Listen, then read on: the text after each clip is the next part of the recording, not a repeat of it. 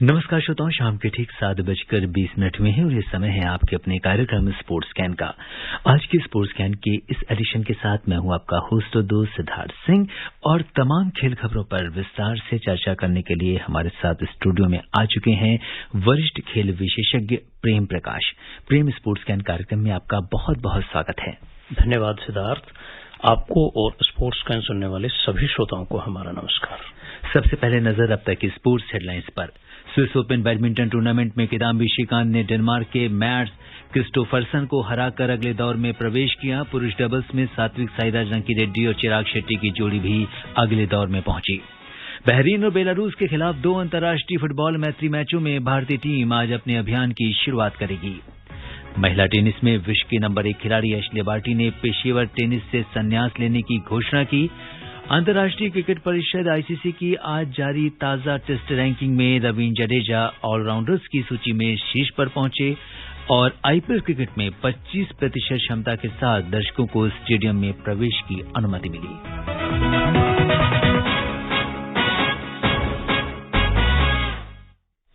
और सबसे पहले खेल खबरों की शुरुआत करते हैं बैडमिंटन से और बात करते हैं स्विस ओपन की। स्विस ओपन बैडमिंटन टूर्नामेंट के पुरुष सिंगल्स में किदाम्बी श्रीकांत ने डेनमार्क के मैट्स क्रिस्टोफरसन को 21-16, 21-17 से हराकर अगले दौर में प्रवेश कर लिया है। पुरुष डबल्स में अच्छी खबर यह आ रही है कि सात्विक साईराज रंकीरेड्डी और चिराग शेट्टी की जोड़ी ने इंडोनेशिया के मोहम्मद शोहिबुल फिक्री और बगास मौलाना की जोड़ी को 17-21, 21-11 और 21-18 से हराया। महिला सिंगल्स में आकाशी कश्यप को हार का सामना करना पड़ा है। उन्हें जर्मनी की विवोनी ली से 21-5, 21-17 से हार का सामना करना पड़ा। और आज ही PV Sindhu, Saina Nehwal, B Sai Praneeth, HS Pranay singles में अपनी चुनौती पेश करने जा रहे हैं। सिंधु का पहले दौर में डेनमार्क की होजमार्क जार्सफेल्ड से, जबकि साइना का सामना फ्रांस की येले हुयोक से होगा। तो इस तरह से ये जो स्विस ओपन टूर्नामेंट है काफी इसने गति पकड़ ली है। और आज का मैच अगर हम बात करें तो किदाम्बी श्रीकांत ने जिस तरीके से क्रिस्टोफरसन को मात दी और बहुत आसानी से अपना सेट जीत दिया, प्रेम क्या कहेंगे? देखिए, निसंदेह किदाम्बी श्रीकांत एक बेहतरीन प्लेयर है और बहुत सारे युवा खिलाड़ियों के लिए एक प्रेरणा स्रोत भी है। उन्होंने अपने खेल के दम पे बहुत सारी इस तरीके की अंतर्राष्ट्रीय चैंपियनशिप जीती है, देश को बहुत सारे जो है अवार्ड्स दिलाए हैं। और इस दृष्टिकोण से अगर मैं बात करूं तो स्विस ओपन हमारे लिए एक बहुत बेहतरीन मौका है, हमारे एथलीट्स के लिए बहुत बेहतरीन मौका है, जिनमें श्रीकांत के अलावा पीवी सिंधु, साइना नेहवाल और खासकर युवा लक्ष्य सेन की बात करें हम तो। और ऐसा मौका है जबकि बहुत सारे कारणों से, जिनमें कोरोना भी एक कारण है, कई सारे विड्रॉल्स हो चुके हैं। जी बिल्कुल। तो इस पॉइंट ऑफ व्यू से अगर हम देखें तो 2022 में इन सारे प्लेयर्स को अपने आप को रीट्रैक करने के लिए बहुत बेहतरीन मौका है। बिल्कुल। और अगर हम ये देखें तो यहाँ पे कहीं ना कहीं हमें लक्ष्य सेन की जो कमी है वो काफी खलेगी, क्योंकि उन्होंने बैक टू बैक 2 टूर्नामेंट अभी खेले हैं और अभी वो आराम उन्होंने करने का निर्णय लिया है, क्योंकि आगे का जो उनका कैलेंडर है वो काफी व्यस्त है। और इस बीच पुरुष डबल्स की अगर हम बात करें, सात्विक साईराज रंकीरेड्डी और चिराग शेट्टी की जोड़ी ने जिस तरह से अपना प्रदर्शन किया और इंडोनेशिया के मोहम्मद शोहिबुल फिक्री और बगास मौलाना की जोड़ी को शानदार तरीके से परास्त किया, तो ये जोड़ी भी काफी अच्छा प्रदर्शन कर रही है और इनसे काफी आगे जाने की उम्मीद है। जी बिल्कुल। मैं निश्चित रूप से एक बात कहूंगा कि ये नया भारत है और नए भारत में हमारे पास बहुत सारे इस तरीके के मौके हैं, अवसर है, जहां हमारे खिलाड़ी बहुत सारे अलग अंदाज से सोच सकते हैं। वो उनका चाहे ट्रेनिंग मेथड हो, उनका चाहे हम डाइट की बात करें, उनके इंस्पिरेशन की बात करें, उनके खुद की ट्रेनिंग, जिस जुझारूपन के साथ वो ट्रेनिंग करते हैं, वो अपने आप में एक बहुत ही बड़ी बात है। और ये जो जोड़ी है वो वाकई कमाल की जोड़ी रही है, अब तक बहुत सारी चैंपियनशिप में हम लोगों ने देखा है और आशा करते हैं कि आगे भी इसी तरह का बेहतरीन प्रदर्शन ये लोग बरकरार रखें। बिल्कुल। और सबकी नजरें जो हैं वो पीवी सिंधु, साइना नेहवाल इनकी ऊपर लगी हुई हैं महिला सिंगल्स में। वहीं बी साई प्रणीत और एचएस प्रणय भी अपना दमखम दिखाने के लिए कोर्ट में तैयार हैं। और जैसा कि आपने भी बताया कि बैडमिंटन वर्ल्ड फेडरेशन की खबर यह है कि चीन की बैडमिंटन टीम में कुछ खिलाड़ियों में कोरोना संक्रमण की पुष्टि हुई है और वे स्विस ओपन से उन्होंने अपना नाम वापस ले लिया है। बात करते हैं फुटबॉल की। बहरीन और बेलारूस के खिलाफ 2 अंतर्राष्ट्रीय फुटबॉल मैत्री मैचों में आज भारतीय टीम अपने अभियान की शुरुआत करेगी। पहला मैच भारत और बहरीन के बीच आज रात 9:30 बजे से खेला जाएगा। इस मैच में भारतीय टीम सुनील छेत्री के बिना खेलेगी, इसलिए कहीं न कहीं उनकी कमी जरूर रहेगी। हेड कोच इगोर स्टिमैक ने 7 नए खिलाड़ियों को टीम में शामिल किया है, जिनमें प्रभा सुखन गिल, होमिरपन रुइवा, अनवर अली, रोशन सिंह, वीपी सुहैर, दानिश फारूक और अनिकेत जाधव शामिल हैं। उन्होंने कहा कि मैं इन खिलाड़ियों को अच्छे विरोधियों के खिलाफ खेलने का मौका देना चाहता हूं और उम्मीद करता हूं कि आज जब वे पिच पर होंगे तो एक बेहतर खेल का प्रदर्शन करेंगे। सुनील छेत्री चोट के कारण दोनों मैचों से बाहर हैं। कोच स्टिमैक ने कहा कि युवा खिलाड़ियों के लिए खुद को साबित करने का ये सबसे अच्छा समय है। उन्होंने कहा कि हमारे पास सुनील के स्थान पर मनवीर, लिस्टन और रहीम स्ट्राइकर के रूप में है, लेकिन पूरी टीम को उनकी जगह लेनी चाहिए। और कोच ने कहा कि मुझे उम्मीद है कि खिलाड़ी अधिक जिम्मेदारी लेंगे और अधिक मौके बनाएंगे, क्योंकि सुनील हमारे साथ नहीं है। ये फ्रेंडली मैच एएफसी एशियाई कप चीन 2023 क्वालीफायर के अंतिम दौर के लिए टीम की तैयारी का एक हिस्सा है, जो 8 जून को कोलकाता में होगा। भारत को ग्रुप डी में हांगकांग, अफगानिस्तान और कंबोडिया के साथ रखा गया है। 24 टीमों को 6 समूह में विभाजित किया गया है और समूह विजेता 5 सर्वश्रेष्ठ दूसरे स्थान पर रहने वाली टीमों के साथ चीन में एएफसी एशियन कप का टिकट हासिल करेंगे। तो आज बेहद ही इम्पोर्टेंट, हालांकि ये फ्रेंडली मैच है, लेकिन कुछ नए चेहरों के साथ भारतीय टीम जो है आज मैदान में उतरने वाली है और जो बहरीन के साथ मैच होगा इसका सभी को इंतजार है। देखिए सिद्धार्थ, एक खिलाड़ी के लिए मैच, चाहे वो मैत्री मैच हो या फिर किसी बड़े विरोधी के खिलाफ खेलने वाला मैच हो, उसके लिए मैच होता है। वो अपना पूरा दमखम लगाना चाहता है, मैच में अपना बेस्ट देना चाहता है। हमारी टीम के लिए निश्चित रूप से एक थोड़ी सी निराशाजनक बात यह है कि सुनील छेत्री जो बड़ा नाम है, बड़े प्लेयर है और अनुभवी प्लेयर है, उनका नहीं होना निश्चित रूप से थोड़ा सा हमारे लिए निराशा का विषय है। लेकिन दूसरी तरफ अगर इसका पॉजिटिव साइड हम देखते हैं तो जिस तरीके की बात हमारे कोच ने कही है कि ये बहुत बड़ा मौका है युवाओं के लिए, उन युवाओं के लिए जो अपने आप को देश से बाहर और बाहर विदेशों के खिलाफ अपने देश को रिप्रेजेंट करने के लिए तैयार करेंगे। उनको कॉन्फिडेंस से, उनको एक अलग आत्मविश्वास से लवरेज करेंगे। वो जो युवा खिलाड़ी है वो शायद इन मौकों को अच्छे से बना पाए।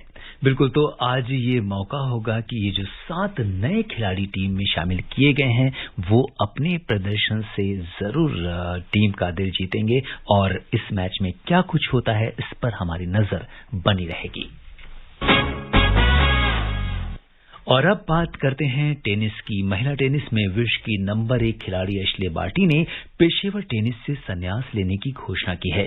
25 वर्षीय ऑस्ट्रेलिया की इस खिलाड़ी ने आज सोशल मीडिया पर इसकी घोषणा करते हुए कहा कि वे अपने अन्य सपनों को साकार करने के लिए टेनिस को अलविदा कह रही हैं।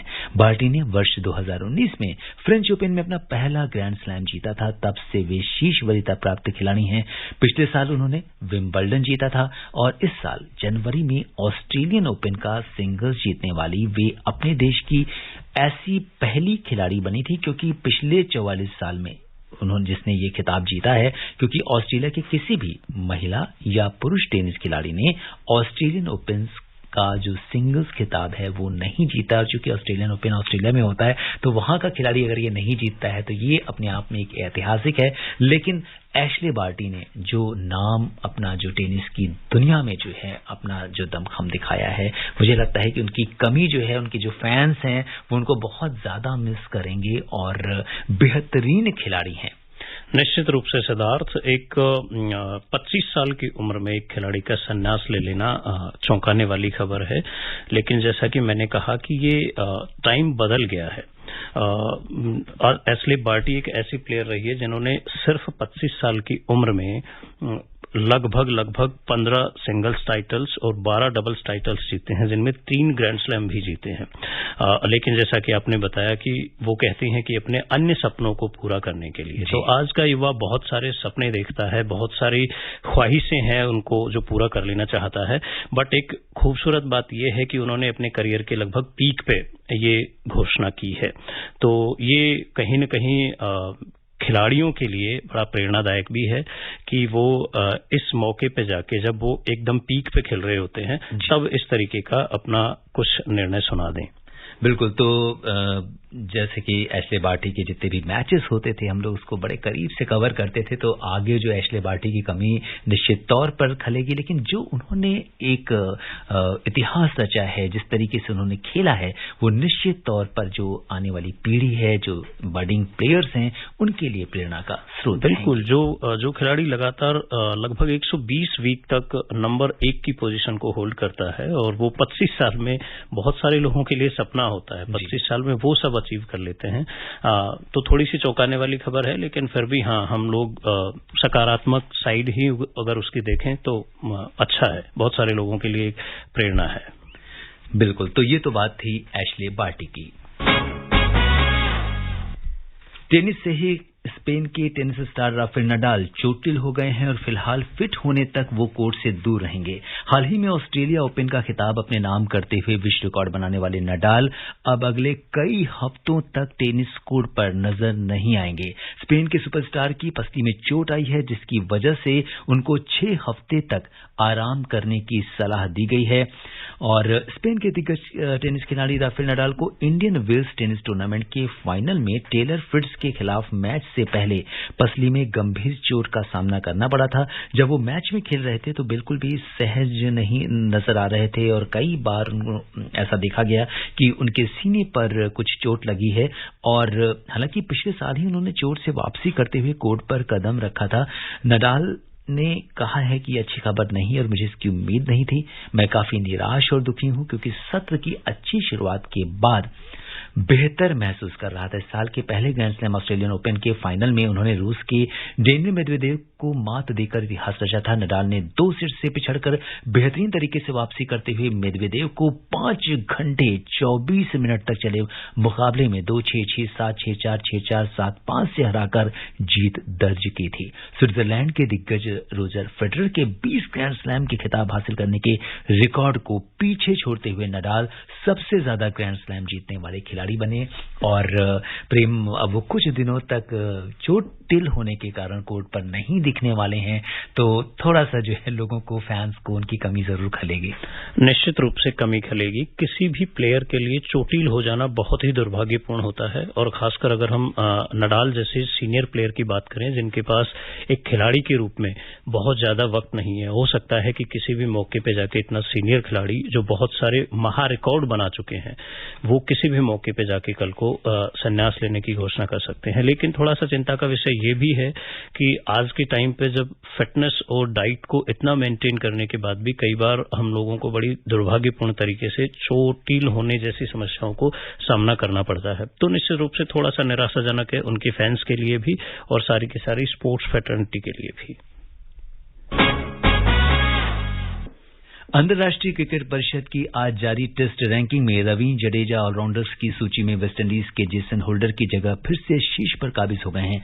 इस महीने की शुरुआत में मोहाली में श्रीलंका के खिलाफ पहले टेस्ट में नाबाद 175 रन बनाने और 9 विकेट लेने के बाद जडेजा नंबर 1 पर पहुंच गए थे, लेकिन पिछले सप्ताह उनकी जगह होल्डर ने ले ली थी। अब जडेजा 385 रेटिंग अंक के साथ फिर से शीर्ष पर पहुंच गए हैं। रविचंद्रन अश्विन ऑलराउंडर्स की सूची में तीसरे और गेंदबाजों की सूची में दूसरे स्थान पर बने हुए हैं।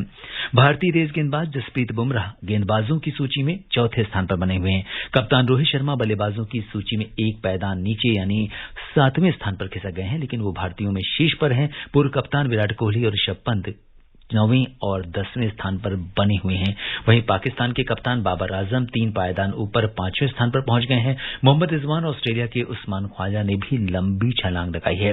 उधर ऑस्ट्रेलिया के खिलाफ दूसरे टेस्ट की दूसरी पारी में 104 रन की नाबाद पारी खेलने वाले रिजवान 6 पायदान के फायदे से डेविड वार्नर के साथ संयुक्त रूप से 11वें नंबर पर पहुंच गई हैं। और एक दिवसीय रैंकिंग की अगर हम बात करें तो कोहली ने अपना दूसरा स्थान बरकरार रखा है, लेकिन रोहित 1 पायदान नीचे चौथे स्थान पर खिसक गए हैं। बाबर आजम इस सूची में शीर्ष पर हैं, जबकि दक्षिण अफ्रीका के विकेटकीपर बल्लेबाज क्विंटन डिकॉक तीसरे स्थान पर पहुंच गए हैं। वनडे गेंदबाजों की सूची में जसप्रीत बुमराह 6ठे स्थान पर है, जबकि जडेजा जिम्बाब्वे के सीन विलियम्स के साथ संयुक्त 10वें स्थान पर है। तो ये तो बात थी रैंकिंग की, और सबसे बड़ी बात है रविंद्र जडेजा जो है वो ऑलराउंडर्स की सूची में वेस्टइंडीज के जस्टिन होल्डर की जगह फिर से दोबारा से शीर्ष पर काबिज हो गए हैं। बिल्कुल, रविंद्र जडेजा को खेलते हुए देखना हमेशा ही सुखद होता है, चाहे वो वनडे खेल रहे हो या टेस्ट मैच खेल रहे हो। वो एक ऐसा प्लेयर है जो बहुत ही जुझारू है, वो कभी हार नहीं मानता। ऐसा लगता है जैसे MS धोनी जैसे कई सारे प्लेयर्स का मिश्रण है। जिस तरीके से अपनी थॉट प्रोसेस को, ऐसा लगता है कि वो खेलने से पहले एक थॉट प्रोसेस मन में रखते हैं और उसी को कहीं न कहीं मैदान पे जाके इंप्लीमेंट भी करते हैं, चाहे वो बैटिंग कर रहे हो, बॉलिंग कर रहे हो, फील्डिंग कर रहे हो। उनका जुझारूपन बहुत सारे प्लेयर्स के लिए एक इंस्पिरेशन है, एक प्रेरणा है। महिला विश्व कप क्रिकेट में कल पहले मैच में सुबह 6:30 बजे क्राइस्टचर्च में इंग्लैंड का सामना पाकिस्तान से होगा। वहीं एक अन्य मैच में दिन में 3:30 बजे वेलिंगटन में दक्षिण अफ्रीका का सामना वेस्टइंडीज से होगा। अंक तालिका में ऑस्ट्रेलिया 6 मैचों में सारे मैच जीतकर 12 अंकों के साथ शीर्ष पर है।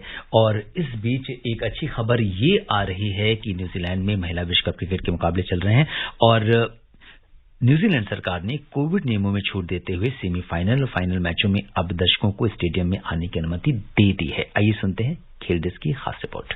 न्यूजीलैंड सरकार ने कोविड-19 प्रतिबंधों में ढील दे दी है ताकि अधिक से अधिक प्रशंसकों को आईसीसी महिला क्रिकेट विश्व कप 2022 के सेमीफाइनल और फाइनल मैच देखने की अनुमति मिल सके। न्यूजीलैंड उन कुछ एक देशों में से एक है जिसने महामारी के पिछले 2 वर्ष के दौरान कोविड-19 प्रोटोकॉल को सख्ती से लागू किया है। न्यूजीलैंड बनाम पाकिस्तान, इंग्लैंड बनाम बांग्लादेश, भारत बनाम दक्षिण Africa match basin reserve, Wellington और हेगले ओवल क्राइस्टचर्च में 30 और 31 मार्च को खेले जाएंगे, जहां स्टेडियम पर सेमीफाइनल में प्रशंसकों की काफी संख्या देखी जाएगी। फाइनल डे नाइट मैच 3 अप्रैल को क्राइस्टचर्च में खेला जाएगा। क्रिकेट विश्व कप के CEO एंड्रिया नेल्सन ने बताया कि विश्व कप सेमीफाइनल और फाइनल मैच एक विशेष अवसर है जो कभी कभी आते हैं। ये वेलिंगटन और क्राइस्टचर्च में क्रिकेट प्रशंसकों के लिए एक शानदार मौका है जहां प्रशंसक टीमों के प्रदर्शन को देख पाएंगे। आईसीसी के CEO जोव एलार्डिस ने कहा, हमें खुशी है कि हम आईसीसी महिला क्रिकेट विश्व कप 2022 के समापन चरणों के लिए स्टेडियम में अधिक प्रशंसकों का स्वागत करने में सक्षम हैं। Naeem Akhtar, sports can. और इसी के साथ आईपीएल क्रिकेट की शुरुआत भी 26 मार्च से हो रही है। इसे लेकर तैयारियां अंतिम चरणों में हैं। यहां पर खास बात यह है कि अब इस टूर्नामेंट को देखने के लिए 25% दर्शकों को स्टेडियम में प्रवेश की अनुमति मिल गई है, बता रही हैं Naeem Akhtar. Indian Premier League के 15वें सीजन का आगाज शनिवार 26 मार्च से हो रहा है। मुंबई के वानखेड़े स्टेडियम में पिछले साल की विजेता चेन्नई सुपर किंग्स और उपविजेता कोलकाता नाइट राइडर्स के बीच पहला मैच खेला जाएगा। इससे पहले आयोजकों की तरफ से दर्शकों और प्रशंसकों को खुशखबरी दी गई। आयोजकों ने बताया कि स्टेडियम की कुल क्षमता के 25% दर्शकों को स्टेडियम में प्रवेश की अनुमति मिल गई है, यानी इस बार फैंस स्टेडियम पहुंचकर अपनी अपनी टीम को सपोर्ट कर पाएंगे। आज से टिकटों की बिक्री शुरू हो गई है और फैंस ऑनलाइन टिकट बुक कर सकते हैं। आईपीएल की विज्ञप्ति में कहा गया है कि ये मैच एक महत्वपूर्ण अवसर होगा क्योंकि महामारी के कारण संक्षिप्त अंतराल के बाद आईपीएल प्रशंसकों का स्टेडियम में फिर से स्वागत करेगा। दर्शकों की मौजूदगी में आईपीएल एक बार फिर से नया अध्याय लिखने को तैयार है। Naeem Akhtar, sports can. जी हां प्रेम, आईपीएल की शुरुआत होने जा रही है और टिकटों की बिक्री भी आज से शुरू हो रही है। किस तरीके से देखते हैं इस संस्करण को? अरे बहुत मजेदार। 2-2.5 साल के लगभग लंबे अंतराल के बाद दर्शक खेल ग्राउंड में होंगे। ये बहुत बड़ी खुशखबरी है दर्शकों के लिए भी, हम सब के लिए भी, और हम उत्साहित हैं इसे देखने के लिए। जी बिल्कुल, और सभी लोगों को इसका इंतजार रहता है क्योंकि आईपीएल जो है वो एक ऐसा टूर्नामेंट है जो बहुत ही रोमांच देता है। और इसी के साथ अब श्रोताओं समय अनुमति नहीं दे रहा है कि हम कुछ और खेल खबरों पर चर्चा करें। प्रेम, आप हमारे स्टूडियो में हैं, तमाम खेल खबरों पर हमसे चर्चा की, आपका बहुत बहुत धन्यवाद और आभार। जी बहुत बहुत शुक्रिया, बहुत बहुत धन्यवाद आपका। श्रोताओं, स्पोर्ट्स कैन में आज के लिए बस इतना ही। अगर आप इस कार्यक्रम को दोबारा सुनना चाहते हैं तो लॉग ऑन कर सकते हैं हमारी वेबसाइट newsonair.nic.in पर। कल शाम 7:20 पर दोबारा मुलाकात के वादे के साथ इजाजत दीजिए अपने होस्ट और दोस्त सिद्धार्थ सिंह को। तब तक के लिए नमस्कार, शुभ रात्रि।